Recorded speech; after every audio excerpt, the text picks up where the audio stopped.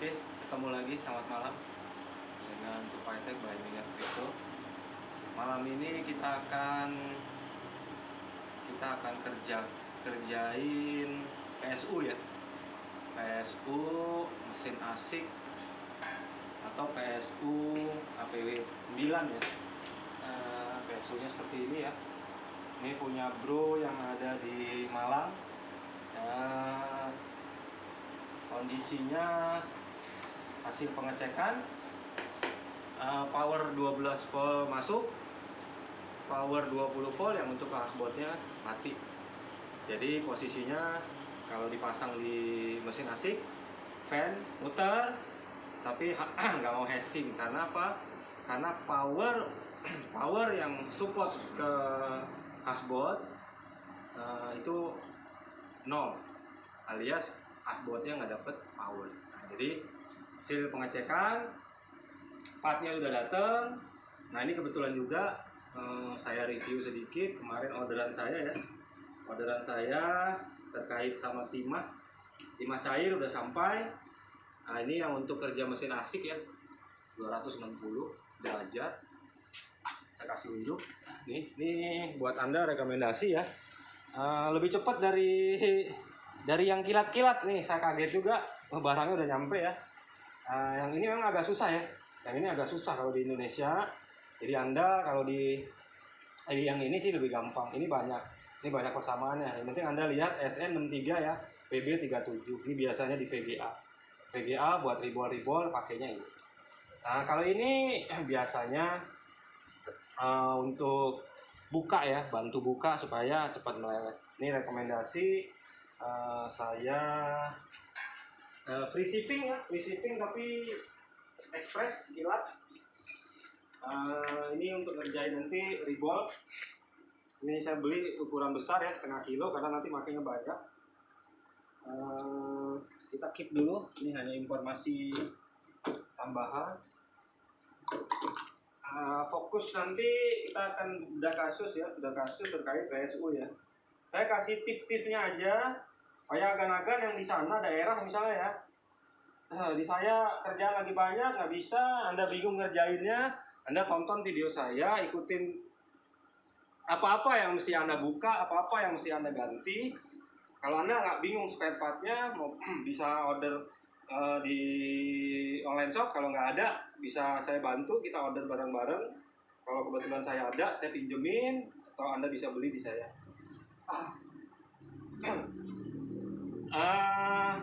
Sekilas untuk pengerjaan mesin ASIC, kenapa mesin ASIC seri yang terbaru ya, mulai dari T17, S17,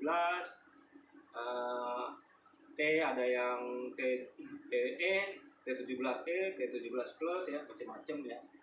Kondisinya memang mereka agak rentan. Beda dengan seri sebelumnya. S9 sangat kuat. Kalau saya bilang seri badaknya dari Bitmain adalah S9. Untuk yang sekarang kayaknya kurang ya, agak cengeng. Harus bener-bener cara penempatan, cara kita memperlakukan mesinnya itu beda, different. Kalau S9 taruh di mana aja, mau kepanasan model di mana, dia masih kuat luar biasa bandelnya. Sampai berapa tahun pakai sampai sekarang itu mesin masih legendaris ya, Nah, ini salah satu penyebab kerusakan ya, terutama untuk mesin ASIC ya. Mesin ASIC mereka instalasi listriknya saya nggak paham lah, karena kondisinya ini memang 3000 watt, 2500 wattnya besar. Nah, kalau instalasinya nggak bener, voltasenya turun naik ya, Anda akan siap-siap mengalami yang namanya sering problem di power supply ya. Jadi kondisi mesin yang membutuhkan power watt besar, Anda harus ekstra perhatiin tuh. Instalasi pertama penting. Voltase kalau sampai di drop 170, 180, nah Anda siap-siap power supply Anda akan rusak atau kebakar atau lemah. Nah, kalau yang punya bro yang di Malang, dia agak unik ya. Mesinnya katanya taruhnya di taman. Suatu saat hujan, tutupan taman kena air. Airnya kurang lebih ya masuk air lah PSU-nya gitu. Air, nggak bisa hashing. Awalnya beliau kirim yang Z11 ya, Z11 135 kasol. Alhamdulillah sampai sekarang jalan. Mudah-mudahan walaupun suhunya agak tinggi, agak panas ya, tapi posisinya udah jalan Bu. Terus dia kirim yang T17 ya, seri T17. Hasil pengecekan power supply saya udah cek, udah order. Nah, saya juga kasih tahu ke teman-teman nanti yang mau servis ya, kondisi servisannya lagi full, lagi banyak. Saya nanganinnya VGA, power supply, dan ada macam-macam ya, control board, ada hashboard. Tapi intinya yang namanya barang datang pasti saya akan cek. Kalau butuh spare part saya order. Nah, barang nyampe, barang orderan partnya sampai, kalau belum sampai nomor antriannya Anda, saya nggak akan kerjain. Anda balik mau chat dimanapun sampai di Topet, kadang-kadang memang saya nggak balas, karena saya belum pegang. Nah, jadi Anda kalau mau servis di saya, kalau nggak bisa ikut antrian jangan kirim, karena nanti Anda akan kecewa. Anggap gitu lama nggak ada progresnya. Memang ada progresnya, karena setelah pengecekan saya bila part yang yang rusak saya nggak punya, saya order.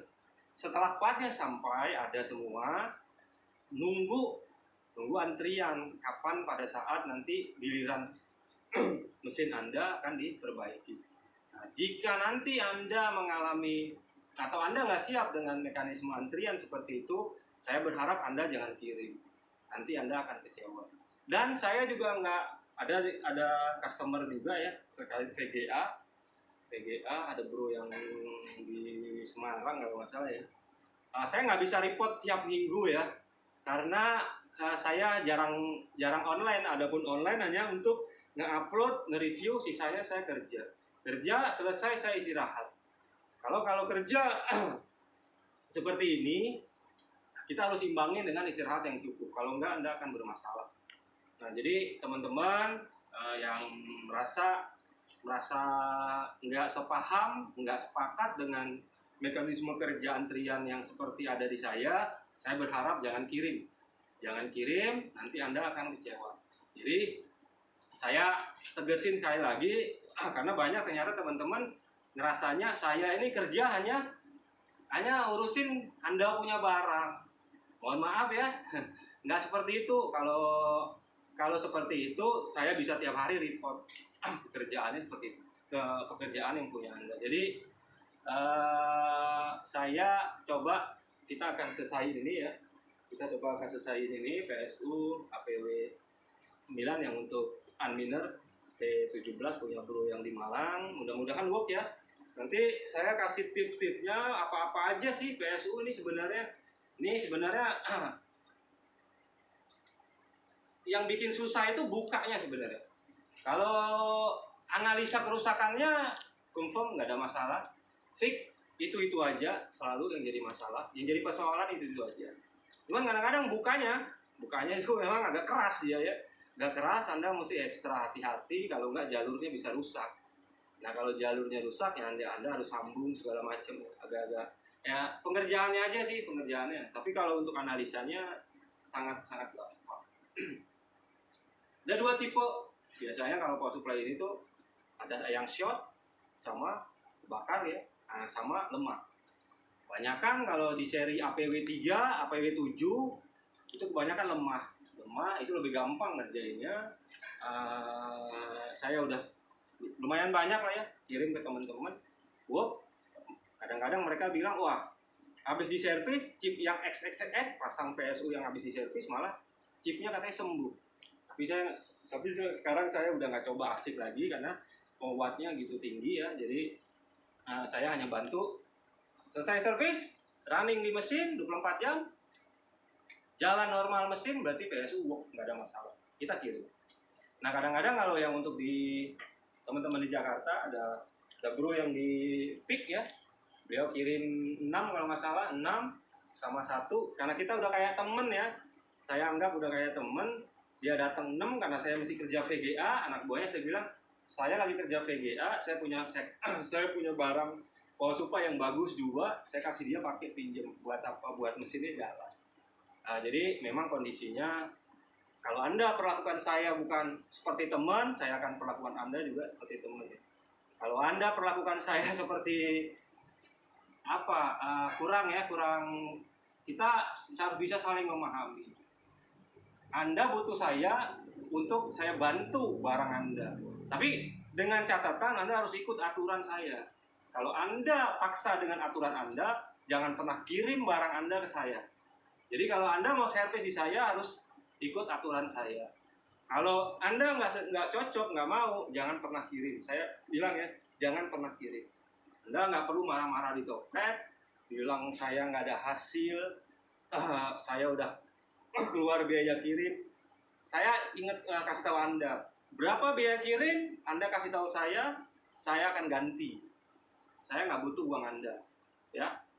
Jadi Anda nggak usah pakai marah-marah segala macam, ngomel-ngomel, karena memang kerjaan saya lagi banyak. Saya urus bukan cuma barang Anda ya. Jadi nggak usah ngomel-ngomel nggak karu-karuan, debat kusir. Saya akan skip barang Anda. Saya suruh Pak Rohim nanti rapihin, Pak, kirim balik ke Anda punya alamat. Jadi jangan pernah paksakan Anda punya metode. Karena saya yang kerja di sini ya, Anda minta tolong bantu, saya bantu. Tapi kalau Anda perlakukan saya seperti itu, mohon maaf, buat saya bukan sesuatu, bukan orang yang patut untuk dibantu. Mohon maaf sekali lagi, saya nggak butuh uang Anda. Nah, jadi kita akan urai ya, sedikit saya ulas karena banyak kadang-kadang orang kelewatan batas ya, rasa dia punya teknisi pribadi. Dia rasa ini saya teknisi pribadinya gitu ya.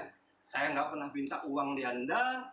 Kadang-kadang saya keluar modal sendiri buat beresin Anda punya barang ya, tapi kok jadi kurang ajar ya. Saya harus ulas di sini karena beberapa orang pada ngerasa apa ya? Pada ngerasa kayak kita ini, mohon maaf, budaknya dia. Mohon maaf ya. Kalau Anda punya pandangan seperti itu, Anda nggak layak dibantu. Anda cari tempat lain. Saya nggak butuh orang seperti itu. Jadi sedikit saya kasih informasi supaya ini penting. Kita ini partner. Kalau Anda perlakukan saya seperti partner yang baik, saya akan perlakukan Anda juga seperti itu. Tapi kalau Anda kurang ajar, saya lebih bisa kurang ajar. Jadi nanti mudah-mudahan punya bro yang di Malang, saya bisa beresin ya. Nanti saya kasih tips juga untuk PSU supaya agan kalau yang di daerah bisa kerjain sendiri. Yang penting alatnya, nanti saya kasih tahu alat buat servis PSU, apa-apa yang dibutuhin. Nah, sedikit saya review untuk mesin asik ya. Mesin asik ini saya sini Pak. Ini ada mesin barusan teman saya datang ya, Anminer E3. Nah, Anminer E3 ini barusan katanya nggak bisa hashing ngambang ETH. Jadi saya bilang dia memang mesin ini udah nggak bisa nambang ETH. Jadi dia baru beli mesin 2 bulan yang lalu ya. Mesin Anminer E3. Dia baru beli mesin 2 bulan yang lalu, apa 3 bulan yang lalu, ada 15 biji. Pakai nambang sih bisa, baru belakangan dia nggak bisa. Saya bilang memang nggak bisa. Nah kondisinya saya nanti coba dulu, karena teman-teman yang lain biasa nambangnya ke koinnya Metaverse atau koin Dubai ya. Kalau ETH memang karena itu dia memorinya 4 GB, rata-rata cuman GPU aja, GPU yang bisa nambang ETH ya. ETH 4 GB masih bisa nambang GPU, tapi hash rate-nya tinggal 13 lah kurang lebih.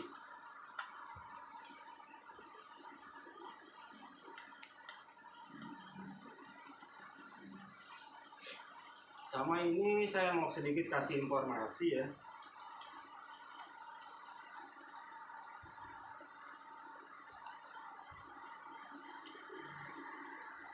Ini ada Inno ya, saya kasih tahu Anda di sedikit informasi. Inno Silicon A11 Pro 8GB, hash rate-nya 2GB ya. Hash rate-nya 2GB, income per day-nya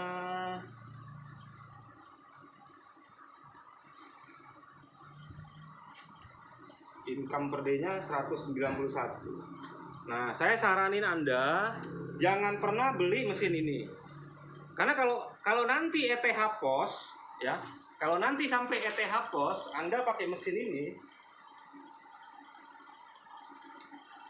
Anda pakai mesin ini A10, A11 itu bakal nanti jadi ganjilan pintu. Mesin segitu gede cuma bisa nambang koin receh, koin Dubai, koin Metaverse, atau koin-koin lain selain ETH. Nah, Anda akan rugi, nggak akan ROI, karena kita nggak tahu nih, bisa 3 bulan lagi, bisa 6 bulan lagi, bisa setahun lagi. Kalau long term sih nggak masalah, Anda akan balik modal. Tapi gitunya nggak long term, Anda beli mesin seperti itu, Anda akan mengalami kerugian. Kerugian dalam artian waktunya jadi lebih panjang. Kenapa? Nambang koin Dubai, Anda bisa bayangin nih. Anda bisa bayangin kalau koin ini di Dubai nih ya, DBIX ya, nggak dapatnya nggak akan sebanding lah ya, dapatnya nggak akan sebanding. Dan Anda bisa lihat di exchange-nya dulu. Exchange-nya itu ada market, ada book order, ada market jual, ada market beli. Kalau yang belinya nggak ada, Anda punya koin, terus bagaimana transaksinya? Nah, pada saat yang jual banyak, yang beli sedikit, dia akan hancur harganya, akan turun. Jadi saran saya, bermainlah dengan smart, bermainlah dengan akal sehat. Jangan ikuti nafsu. Kalau ikuti nafsu, ya Anda akan jeblos. Sedikit review terkait mesin ASIC. Yang untuk E3, nanti kita akan bedah kasus, tapi nggak waktu dekat ya. E3, kenapa dia nggak bisa mining ETH? Kita lihat hardware-nya. Nah, kalau nanti saya dapat firmware, saya akan kasih tipnya ke Anda. Bila Anda punya mesin E3, kalau Anda punya mesin E3, saya bisa dapat firmware-nya, saya bisa bantu Anda update memorinya. Tapi saya nggak bisa jamin akan tahan berapa lama ETH. ETH akan sebentar lagi POS, waktunya tinggal nunggu pengumuman resmi. Sepertinya dalam waktu dekat ya. Nah, jadi kalaupun nanti berhasil di-upgrade, kita pakai, nikmatin berapa bulan, setelah itu POS ya. Tapi intinya nggak waktu dekat, karena saya belum dapat ya firmware-nya. Jadi kuncinya ada di firmware. Dapat firmware-nya, kita lihat hardware-nya, cocokin memorinya, insya Allah work jalan. Review terkait ASIC seperti itu. Nanti nextnya kita kerja PSU, mudah-mudahan work ya. Terus saya ada kedatangan tadi bro inisial B ya. Ini ada 1060 FGA seri mining, nggak ada potnya. Tadi sempat cek sebentar, powernya nggak ada ya. Ini problem di bagian power, nanti kita bantu cek oke. Nanti proses pengerjaannya ikut antrian. Ini dari bro yang ada di Jakarta ya, bro inisial Y. Dia ada kasih titip. Jadi dia datang pas saya istirahat, saya lagi istirahat, dia tinggalin seri 580 4GB ya. Seri 580 4GB. Ini ada dua PGA. Nanti saya bantu cek ya bro yang ada di Jakarta. Saya bantu cek. Karena dia lihat lokasi langsung, dia tahu seperti apa ya. Dia udah paham. Saya bilang nggak bisa buru-buru, kondisinya lagi seperti ini. Jadi kalau agan-agan yang mau servis, kalau nggak siap dengan metode saya, jangan pernah kirim barang ke saya ya. Karena akan buang-buang waktu, nanti agan marah-marah, nggak karuan, nggak jelas, jadi debat kusir. Saya nggak suka hal-hal yang seperti itu. Nah, jadi untuk hari ini malam ini saya akan bedah terkait PSU ya. Sini Kak, dekat ya. Ini PSU, MOSFET-nya serinya Toshiba ya, 3960W. Saya udah ganti 1, 2, 3, ada 6 kalau nggak salah ya, 3, 6 ini 1, 2, 3, sini 3, ada 6 saya udah ganti. Problemnya lemah, saya ganti. Nah, untuk MOSFET yang kecil ini yang serinya ini ya, yang kecil seri, saya lihat dulu, 5C43OL. Ini saya udah buka ya. Saya pastiin semua komponen aktif. Jadi gini, kalau kerja power supply itu cari dulu komponen aktif. Ya, cari dulu komponen aktif, beresin, cek komponen aktif. Masalahnya apa? Komponen aktif itu cara pengecekannya harus dibuka. Jadi harus Anda buka. Biar Anda yakin kalau di dalam rangkaian. Nah, terus ukur di keluaran plus minus. Ini nggak boleh short. Nih, sampai kapanpun kalau Anda nggak ukur keluarannya di plus minus, Anda akan mengalami masalah. Yang paling penting ini dulu ukur. Short enggak? Nah, jadi kalau dia kebakar, kalau dia ngalamin fuse putus, biasanya ini short. Ya. Nah, proses kerja short juga sama. Anda tinggal main di komponen aktif. Kenapa? Yang bisa menyebabkan short jalur yaitu komponen aktif. Kalau di power supply dia nggak pakai chip ya, pakainya IC semua. Jadi IC yang ada heatsinknya itu tersangka utama. Kenapa dia sampai dikasih heatsink? Layaknya dia seperti chip ya, 24 jam dia yang bangkitin power segala macam. Nah, jadi gampang main di PSU. Saya kasih trik-triknya aja nanti. Apa-apa yang Anda mesti ganti, Anda nggak usah ribet ngurusin. Jadi gini, kalau main PSU jangan terlalu banyak kasih tegangan. Anda cukup pakai multi tester, pakai atau avometer. Insya Allah clear semua persoalan karena dia nggak ada chip utama kayak main chip yang ada di GPU atau di motherboard. Bermain di power supply lebih simple. Yang penting Anda tekun, Anda teliti, Anda telaten, dan bukanya harus pakai hati, sabar. Kalau enggak jalurnya nanti pada rusak. Karena sekelas Bitmain, mereka bikin power supply karena ini tahu dipakai mining ya, dengan kondisi ekstrim. PCB-nya itu dilapisin lem. Jadi Anda bayangin, Anda mesti beresin lemnya. Saya senang dengan mereka produksi seperti itu. Kenapa? Jadi handal, jadi kuat. Jadi memang kalau rusak kerjanya agak repot ya. Kerja agak repot aja sedikit, tapi di kondisi ekstrim seperti alat mining ini memang harus seperti itu. Kadang-kadang kan kita nggak tahu, mereka taruh di gudang, taruh di macam-macam tempat ya. Nah, jadi memang harus dikondisikan benar-benar safe. Ini dikasih lem tebal, lapisin lem, kualitas lah. Saya bilang barangnya oke, bagus. Cuman memang produksi yang sekarang, yang seri terbaru, menurut saya kurang bandel ya, nggak sebandel si S9. S9 menurut saya is the bestnya Adminer ya. Dia kebakar soket sekalipun, ganti soket, colok lagi, jalan lagi. Alat seperti inilah yang bikin Anda nggak rugi. Tapi kalau alat yang cengeng, belum balik modal udah rusak, Anda bisa bayangin yang tadi niat mau untung malah jadi buntung. Jadi dalam pemilihan seri untuk mesin-mesin Anda harus teliti. Jangan lihat profitnya, tapi lihat backgroundnya apa dia. Nah, jadi banyak memang kasus-kasus, saya kasihan sih teman-teman, apalagi yang sampai pinjem uang kredit di bank. Dia beli mesin, lihat di hitungan-hitungan satu hari mesinnya profit ratusan dolar gitu ya.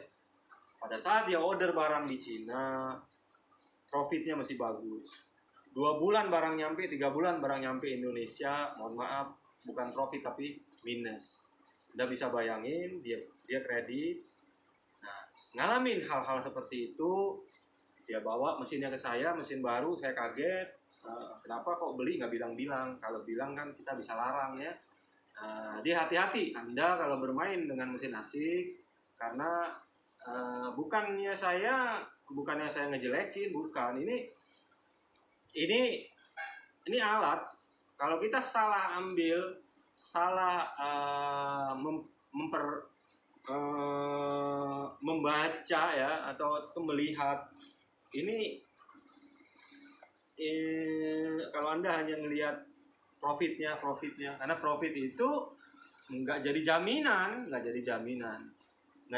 karena hari ini profit, apalagi koin baru ya. Kalau koin baru terus profit tuh wajar, karena biasanya mereka goreng mesinnya laku, habis itu di dump. Nah, itu udah biasa kalau di permainan ya, permainan di koin. Jadi Anda harus bisa